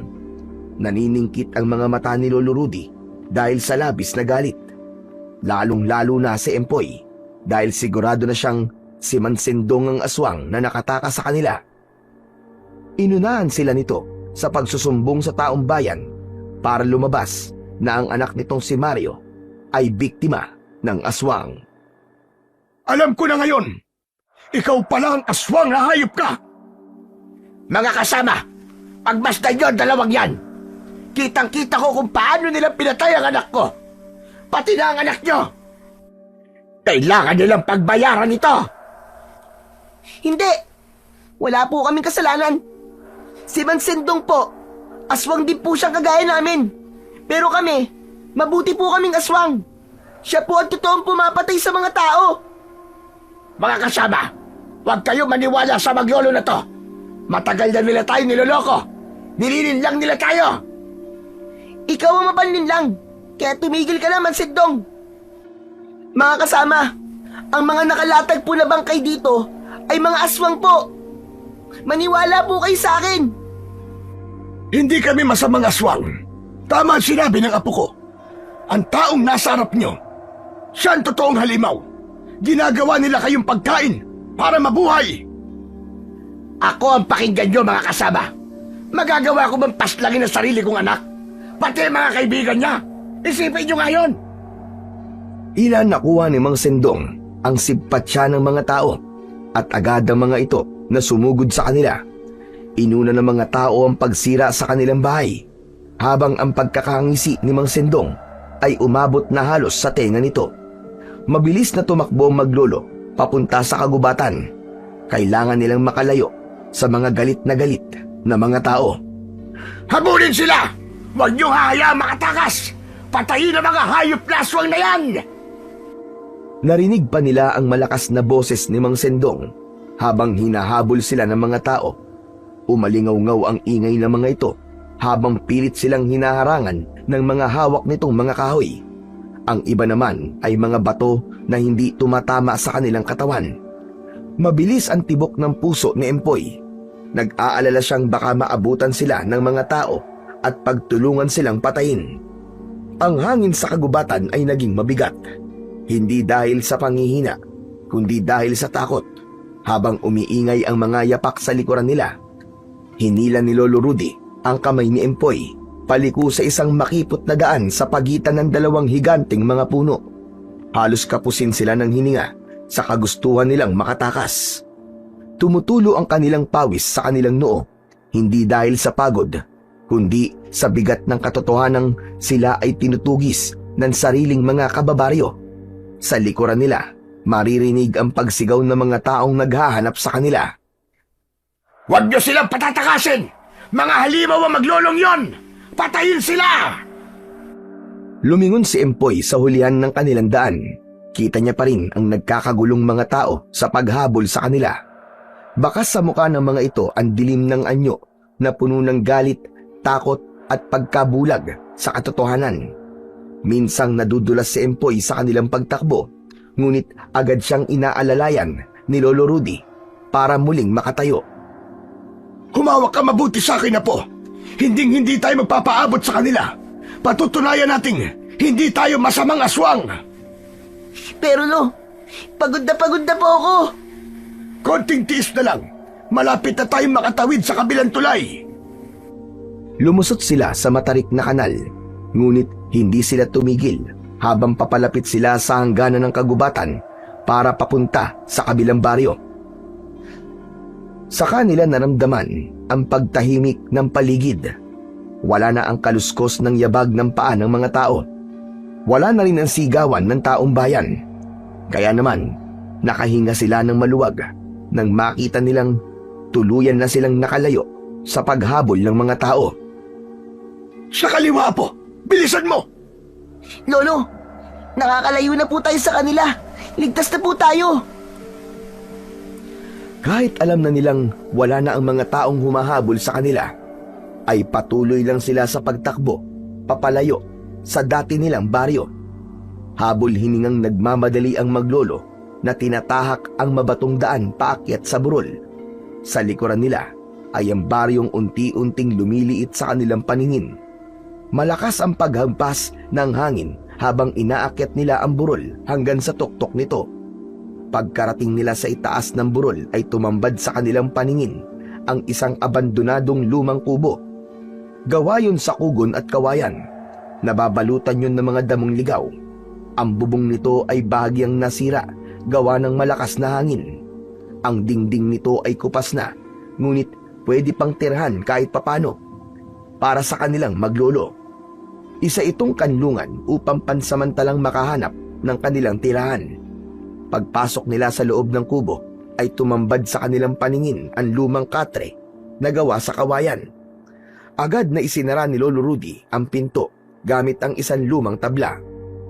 Si Empoy naman ay dahan-dahang naupo sa gilid ng katre, hawak-hawak ang arnis na nakalapat sa kanyang dibdib. Dito na muna tayo, Apo. Sa palagay ko naman walang nakatira rito. Hindi nila tayo masusundan dito. Maganda po rito, Lolo. Sariwa po ang hangin at tahimik po ang paligid. Para po itong silungan ng may-ari ng mga taniman ng gulay na nadaanan natin kanina.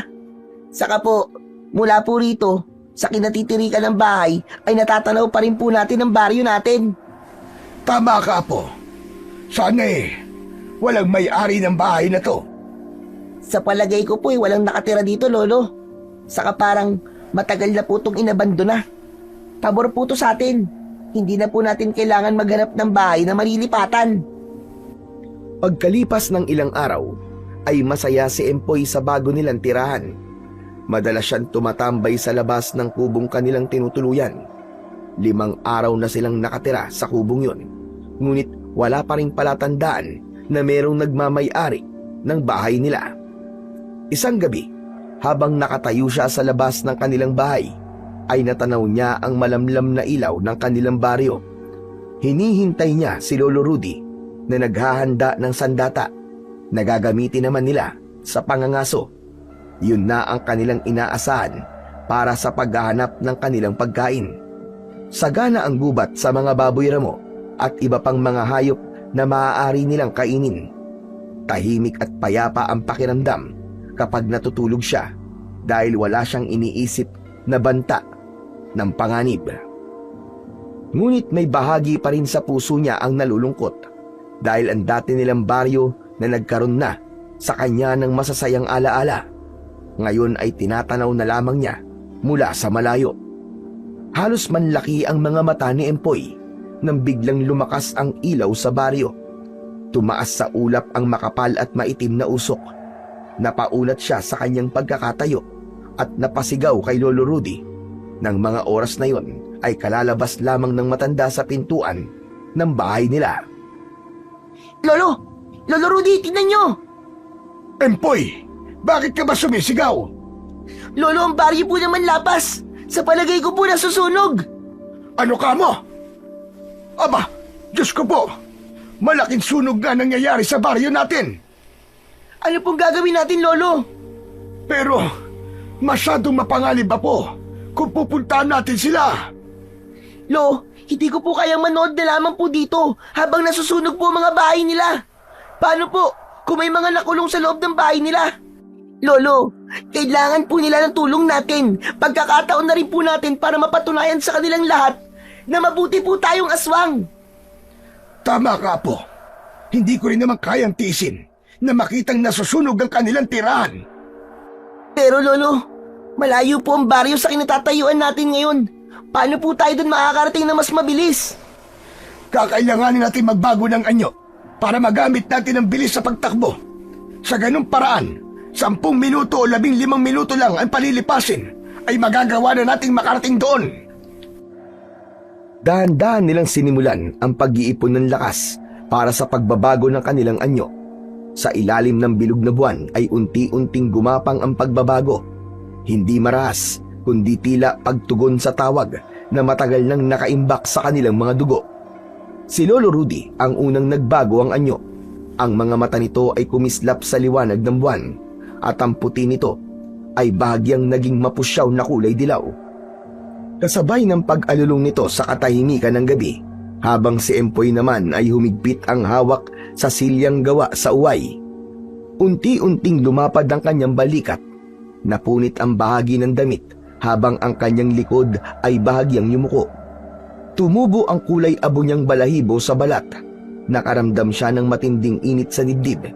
Napahawak siya sa kanyang tiyan at tila may umuusbong na lakas.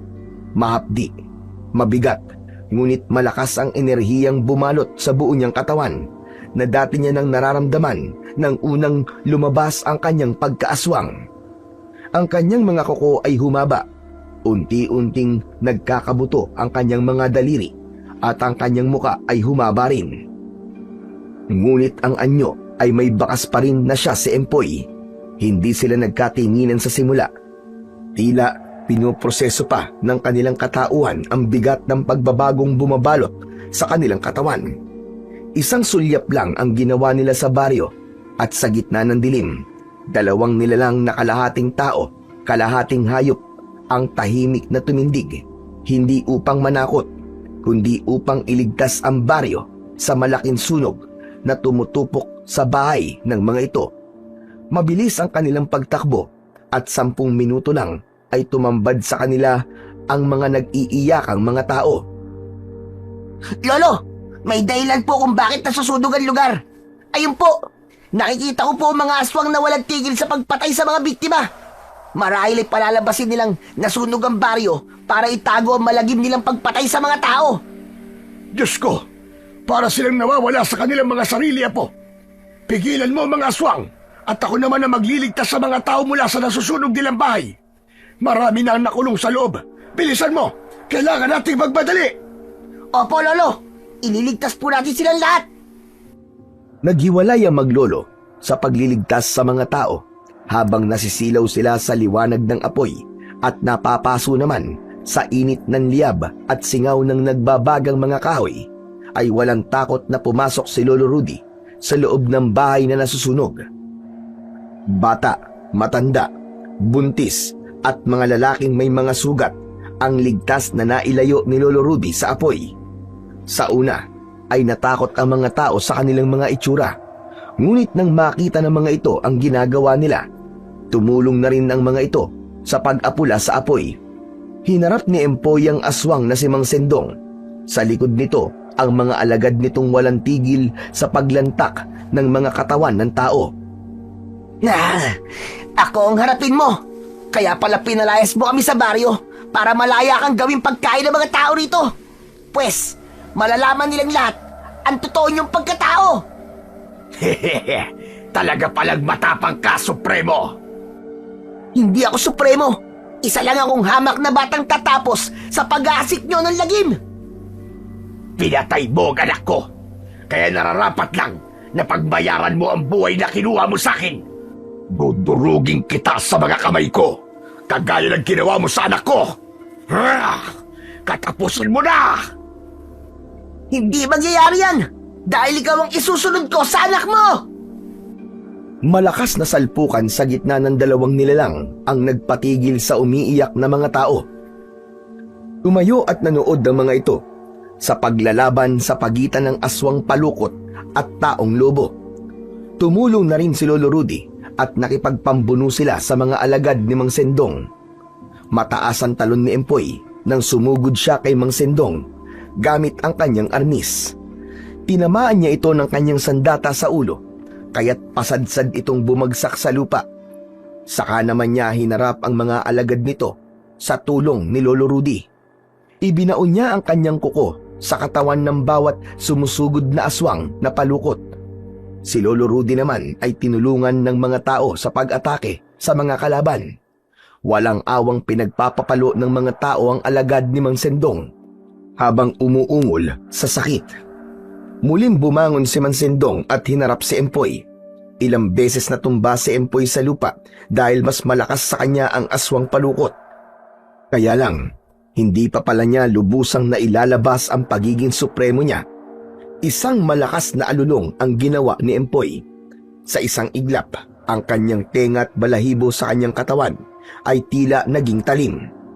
Sinubukan ng aswang palukot na tumakas, subalit naharangan na ito ng mga tao. Kaya naman, wala na itong naging paraan kundi ang harapin siya at labanan ng tagisan ng lakas. Mabibigat ang hakbang ng kanyang paa na sinugod niya ang aswang. Naiiwasan niya ang bawat pag-atake nito at bakas sa galaw ng katawan ng kalaban ang takot. Sisingilin ka lang ngayon ng mga kasalanan mong hayop ka. Hindi porket mga aswang tayo ay tuluyan na tayong gagawa ng masama at yayakap sa kadiliman. Kung ang landas ba ng kasamaan o kabutihan, tayo pa rin ang pipili sa landas natin. Ito na ang katapusan mo. Mamatay ka na! Ubod lakas na sinuntok ni Empoy ang dibdib ni Mang Sendong. Bawat pagtama ng kanyang kamao sa katawan nito ay nagpapabaluktot dito dahil sa sakit. Hindi niya ito tinigilang suntukin hanggang sa umatras ito papalapit sa punong kahoy. Isang pag-angat ng malablade niyang kuko, ubod lakas niyang dinukot ang puso nito at itinaas sa ere. Ipinakita niya sa mga tao ang puso ni Mang Sendong habang tumitibok pa. Lahat ay nagulat nang bumalik ang dating anyo ng aswang bilang tao. Nakilala nilang si Mang Sendong ang totoong aswang na pumapatay sa mga kaanak nila. Lahat ay hindi makatingin sa kanya, lalo na nang lumapit sa kanya si Lolo Rudy at magkasabay na nagpalit ng anyo bilang tao. Lahat ay nagulat na sila nga ay mga aswang na taong lobo. Tama nga kayo sa inyong mga nakikita. Kami ang taong lobo na mas piniling mamuhay ng tahimik sa baryo nyo. Ngunit maniwala kayong mabubuting aswang kami at kahit kailan, hindi kami tumikim ng karne ng tao. Patawarin niyo po kami kung hindi po namin nailigtas ang iba. Hindi natapos ni Empoy ang kanyang sasabihin dahil lumapit ang mga taong natulungan nila at mahigpit silang niyakap habang umiiyak. Wala raw pakialam ang mga ito kung anong klaseng nilalang sila dahil buong buhay ng mga ito ay tatanawing utang na loob sa kanila ang pagkakaligtas nila sa buhay ng mga ito. Humingi rin ng tawad ang mga tao sa panghuhusga sa kanilang pagkatao at nangako na magmula sa gabing yun ay bukas ang palad nila sa pagtanggap sa kanila ni Lolo Rudy. Halos maluwa si Empoy sa labis na kaligayahan. Napatunayan na nilang wala silang kasalanan. Nalinis nila ang kanilang pangalan at minahal pa sila ng taong bayan. Pagkalipas ng 2 araw ay muling bumalik sa baryo ng Manlapas ang maglolo. Tulong-tulong sila sa pagtatayo ng kanilang mga nasunog na bahay. Tinanggap ng buong buo ng mga tao ang kanilang pagkatao. Sa ngayon ay masayang namumuhay ang maglolong ninakawan ng baboy sa baryo. Marami ang nagpaabot ng tulong sa kanila na maibalik ang dating bilang ng kanilang mga alagang baboy para makapagsimula ng panibagong buhay. Bilang yun ang pangunahin nilang pinagkukunan ng mga pangangailangan. Nakatanggap ng respeto at pagpapahalaga ang maglolong sina Empoy at Lolo Rudy. Itinuring sila na isang bayani sa kanilang baryo. Lahat ng tao ay may kanya-kanyang iniingatang sikreto na dapat nating igalang.